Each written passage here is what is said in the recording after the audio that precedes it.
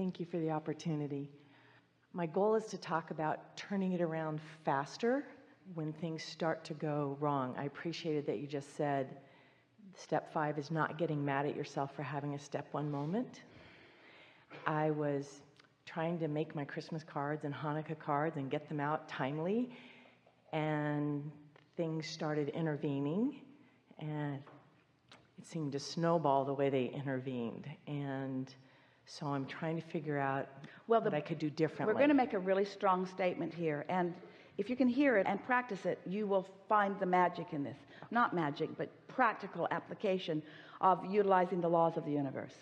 At whatever point that you recognize that the momentum feels like it's against you, step away from it. Back away from it. Set it aside. Turn it over to the universe. Give it to the universe. Say something like, you know what I want. I've set it all in motion. Do your best with this. I'm out of here for a little bit, because you're the only one messing it up.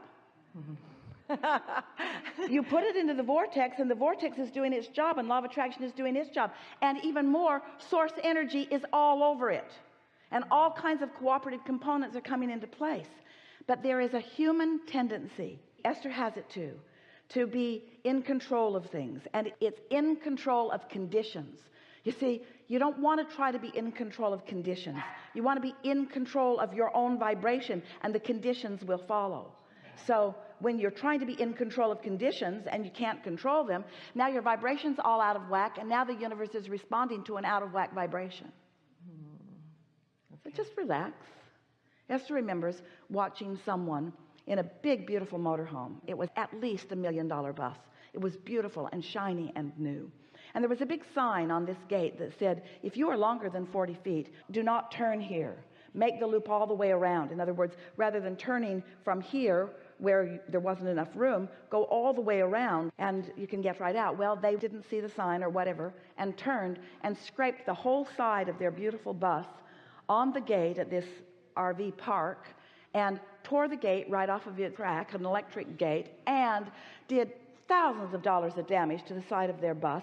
The doors wouldn't even open on the lower bins. It was a big thing. And Jerry and Esther stood there, and they didn't know what to say, because they were trying to flag them down. They were trying to get them not to turn there. They couldn't stop it from happening. And then they witnessed what felt like a tragedy to them. And Esther was standing there as the front door opened, and a woman stepped out. It was a couple. And Esther said, oh, I'm so sorry about that. She said, it's just paint and metal. It's just paint and metal.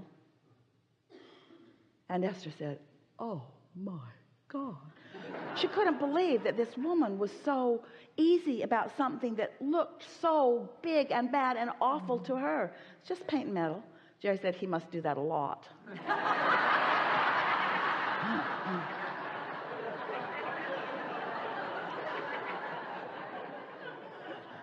She's adapted. But we would like all of you to adapt to things happening, and so what? Oh good, something else to create around. Since you are an eternal being, and there's never-ending wonderful things for you to focus upon and be the steward of it becoming a reality about, then is there really any reason to be upset about anything, or to put unnecessary time restrictions on yourself, to get all bound up, to measure yourself against what? There's only one thing that you want to care about, and that's being in the receptive mode. And not because of what it will yield you, because how it feels when you're in the receptive mode. You could have an intention or a desire to amass quickly $1 million or more, and it's not likely that that's going to happen today. The condition of $1 million being in your possession, it's unlikely that it's going to happen today. But there is a vibrational version of that that is highly likely. You could feel prosperous. You could feel abundant. You could feel free. You could find the vibrational version of that. You could find the unconditional version of that. You could have said, I'm sending my well wishes to all of these people I love vibrationally. And they're getting so much glut of stuff in the mail right now, mine will stand out when they get it in February or March. Esther receives so much mail and correspondence and well wishes that the girls just put it in boxes. They try to categorize it for her, and when she comes to look at it, she's overwhelmed by it. Even if she spent the whole week that she's going to be home, she couldn't even open it all or read it all or respond to it all. And she said to us years ago, Abraham, what should I do about this? What should I do about all of these kind people sending me all of this whatever that they want me to respond to? And Abraham says, see it and receive it with the love that they have sent it, and project to them an appreciation for what they have done, and recognize that the greatest value came to them when they wrote it, when they offered it, not when they're getting something back from you about it. In other words, find a way to put yourself in the receiving mode every time as much as you can. It's all about self-soothing.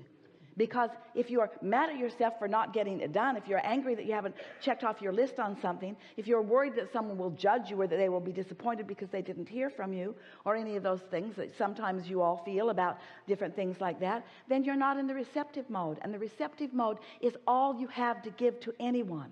When you are in the receptive mode, you're in the replenishing mode. And when you're in the replenished mode, then you have good timing. Then ideas come to you. An idea about someone who would like to hear from you, who's also in the receptive mode, when hearing from you would be a good thing to do or happen right here and now. When you're in the receptive mode, everything rendezvous for you. It's like getting into traffic at the appropriate time, getting into traffic at the inspired moment, taking an inspired direction, exiting and getting back on. In other words, there's all kinds of information that is available to you from this broader perspective who sees everything that you are.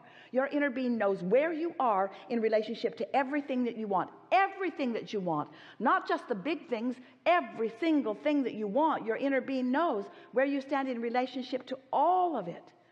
Haven't you ever been on your way out the door and you've completely forgotten about something that you really need to take with you, like the keys to the Delmar house, since that's where you're going? And on your way out the door, the thought comes to you, where do you think that comes from?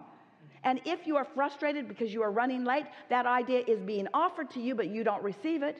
You don't even remember that you don't have the keys until you need the keys. You see what we're getting at? The receptive mode is everything. It's clarity. It's happiness. It's joy. It's appreciation. It's good timing. It's right place, right time.